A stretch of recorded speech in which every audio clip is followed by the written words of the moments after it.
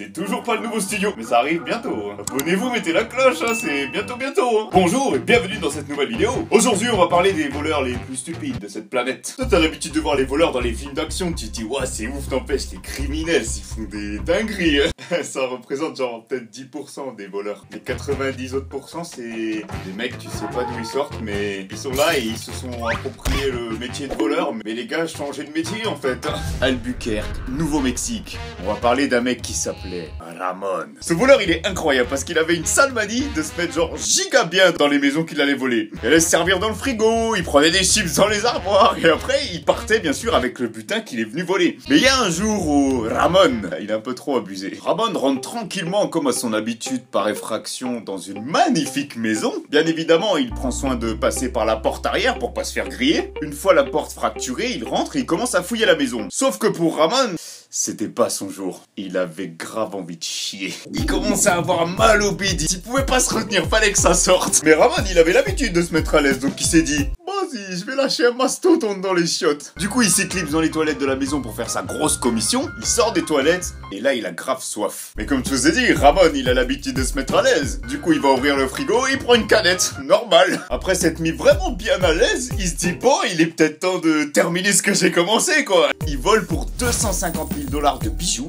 Il prend soin de bien effacer toutes ses empreintes. Et il est tellement gonflé qu'il prend un papier et un stylo. Et il note un mot d'excuse pour les propriétaires. Ah, il est sympa, il avait un petit peu de culpabilité. Il s'est dit, ah, je vais quand même m'excuser, quoi. 250 000, bon.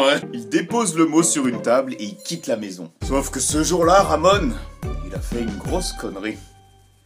Il a oublié de tirer la chasse d'eau, laissant derrière lui tous ses excréments au fond des toilettes. Mais il a fait une encore plus grosse dinguerie que ça. Et là, franchement, Ramon, je te comprends pas, là. C'est que la canette bien fraîche qu'il a bu, il l'a laissée dans la cuisine, laissant du coup derrière lui les ADN de ses excréments et ses empreintes sur la canette. Sans surprise, au retour de vacances, les propriétaires ont appelé la police. La police a relevé les ADN des excréments et de la canette, et Ramon a été très rapidement arrêté. Il avait tellement l'habitude de se mettre à l'aise qu'il a carrément oublié les bases. C'est un champion, Ramon. Londres, en Angleterre. On va parler d'un voleur qui n'a toujours pas été identifié. Mais son histoire, elle est magique. Un braqueur décide d'aller braquer une banque à Londres. Il avait tout pour réussir son braquage. Il était armé, il avait un sac pour ranger l'argent. La banque était plutôt bien placée. C'était son jour de chance. Il rentre dans la banque avec son arme et exige à tout le monde de se mettre à terre. Tout le monde obéit. Il se dirige vers le guichet et demande l'équivalent de presque 1 million de $. Ah, il voulait se mettre bien, juste 1 million. Donc l'employé tend son bras au voleur pour prendre son sac et mettre l'argent à l'intérieur. Et bien évidemment, le voleur lui a donné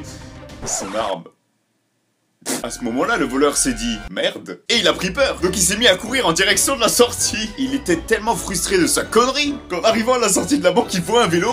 Et il se dit, oh, je m'en fous, j'ai pas eu l'argent, je vole le vélo. Il a volé le vélo et il s'est échappé de la banque en vélo. Il s'avère que ce vélo, c'était le vélo d'un des employés de la banque. Malheureusement pour lui, il n'a jamais retrouvé son vélo. Parce que personne ne sait où est passé ce mec. Le plus gros idiot de la planète qui fait un braquage, et y a personne qui a su le retrouver.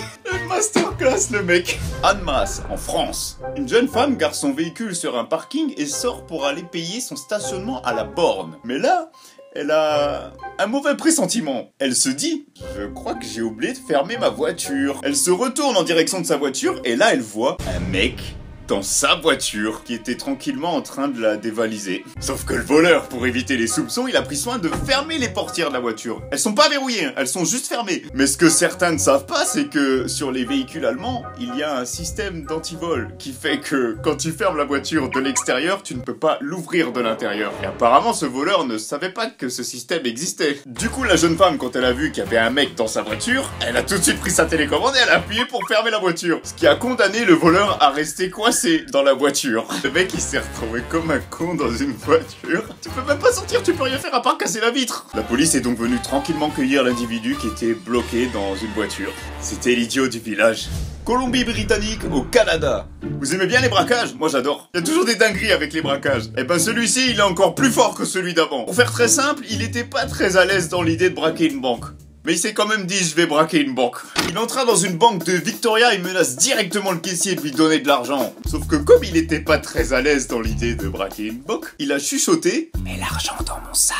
Le caissier qui était en face de lui, il a rien compris, et il comprenait pas trop ce qui se passait, donc il lui a dit « Monsieur, vous pouvez répéter s'il vous plaît ?»« Mets l'argent dans mon sac ». monsieur, je ne comprends rien à ce que vous dites. Est-ce que vous pouvez parler plus fort, s'il vous plaît? Et du coup, à ce moment-là, le voleur lui a chuchoté. Vous notez combien le déroulement de mon braquage? Le caissier, il a été très honnête. C'est pas ouf, frérot. Le voleur, après s'être rendu compte que son braquage était catastrophique, il est sorti de la banque en courant. Quelques temps plus tard, un homme revient dans cette banque. Devinez qui c'est?